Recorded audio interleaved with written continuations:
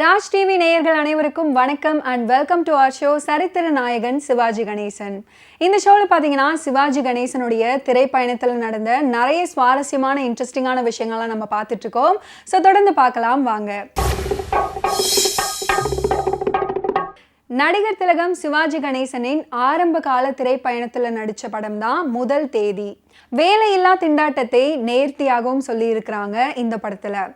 ஒரு நாள் வேலைக்கு போகும்போது அங்க வங்கி பூட்டப்பட்டிருக்கிறதும் ஒரு பலகையில இனி வங்கி மூடப்பட்டது அப்படின்ற அறிவிப்பு படிச்சதும் ரெண்டு பேரும் ஷாக் ஆகிடுறாங்க. இதுல என்எஸ்கேக்கு சந்தோஷமா இருந்தாலும் சிவாஜியுடைய கதை அதோ கதியாகிறது. வேலை போய்விட்டதை நினைச்சு குடும்பமே அதிர்ச்சியில துவண்டு விடுகிறது.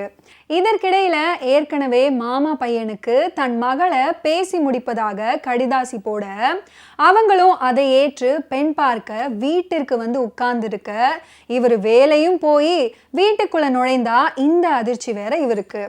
இப்போது கல்யாணம் வேண்டாம் என்று கூற மாமாவோ நீதானே எங்களை கடிதாசி போட்டு கூப்பிட்ட அப்படின்னு சொல்றாரு.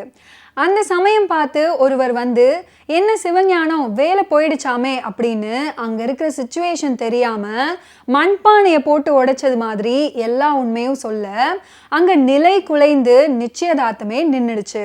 வேலை தேடும் படலம் ஆரம்பமாகிறது. பல இடங்களில் வேலை தேடியும் கிடைக்காமல் சோர்ந்து போகிறாரு கதையுடைய நாயகன். அவர் மனைவி என்னதான் அவருடைய நிழலாக ஆறுதல் சொன்னாலும் கடன் தொல்லைகளும் பணமின்மையால் ஏற்படும் இன்னும் பல துன்பங்களும் கொஞ்சம் கொஞ்சமாக எட்டி பார்க்கிறது.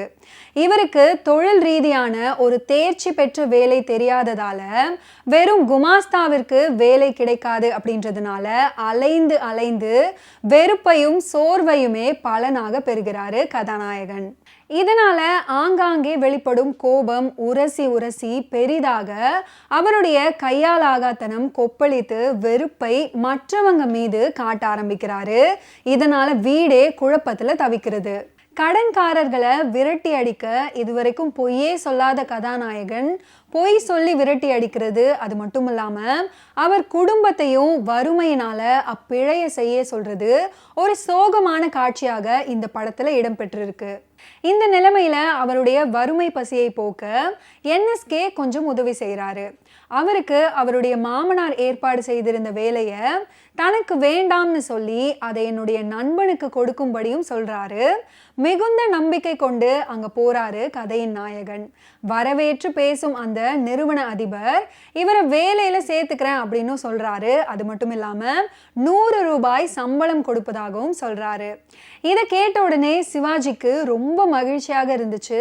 அந்த மகிழ்ச்சி மின்னல் போல் வந்து மறையும்படி அதே நேரத்துல நிறுவனருக்கு ஒரு தந்தி வர அந்த தந்தியில என்ன கப்பல் கவிழ்ந்து விட்டதா அப்படின்னு அதை படிச்ச உடனே அவர் இறந்து போயிடுறாரு. சிவாஜியுடைய வேலை ஆசையிலையும் மண் விழுகிறது. அதுக்கப்புறம் அவர் தன்னுடைய குடும்பத்தை எப்படி காப்பாத்தினாரு, அவருக்கு வேலை கிடைச்சதா, யாராவது இரக்கம் காட்டினாங்களா இல்லையா, அப்படி இல்லைன்னா தற்கொலை செஞ்சுக்கிட்டாரா, தன் குடும்பத்தின் பசியை எப்படி போக்கினாரு அப்படின்ற கேள்விகளுக்கெல்லாம் பதில் சொல்லும் விதமாக முதல் தேதி படத்தினுடைய கதை அமைஞ்சிருக்கும். இந்த முதல் தேதி படம் ரொம்பவும் சுவாரஸ்யமாகவே ஆரம்பிக்கிறது.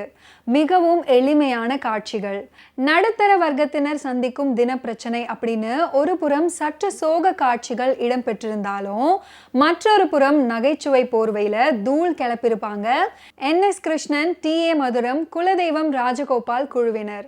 சிவாஜியுடைய மிதமான நடிப்பு, அஞ்சலி தேவியுடைய தேவையான நடிப்பு, என்எஸ் கிருஷ்ணன், டி.ஏ. மதுரம், குலதெய்வம் ராஜகோபால் குழுவுடைய விலானோக சிரிக்க வைக்கும் காட்சிகள் ரொம்பவே நல்லா அமைஞ்சிருக்கும் இந்த திரைப்படத்துல.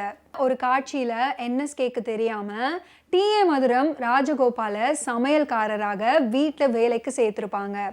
அது தெரியாம என்எஸ்கே வீட்டுக்குள்ள வந்து உட்கார அவரை கத்தியால துரத்தி வெளியேற்ற அதுக்கப்புறம் டி.ஏ. மதுரம் அவர் தான் எஜமானன் அப்படின்னு சொல்ல அதுக்கப்புறம் அவர் மன்னிப்பு கேட்க இப்படி சுவாரஸ்யமான ஒரு காட்சி இந்த திரைப்படத்துல அமைஞ்சிருக்கும்.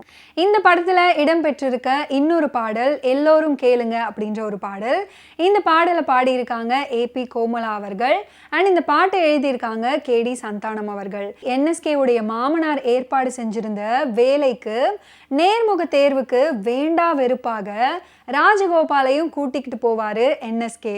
அங்க அவங்க அடிக்கிற லூட்டி படத்துல ரொம்ப ரசிக்கும்படியாக அமைஞ்சிருக்கும். இந்த படத்துல டைட்டில் சாங்கான முதல் தேதி அப்படின்ற பாடல் ரொம்பவும் சூப்பராகவே அமைஞ்சிருக்கும். அண்ட் ரசிகர்கள் எல்லாருமே ரசிக்கும்படியாகவும் இருக்கும்.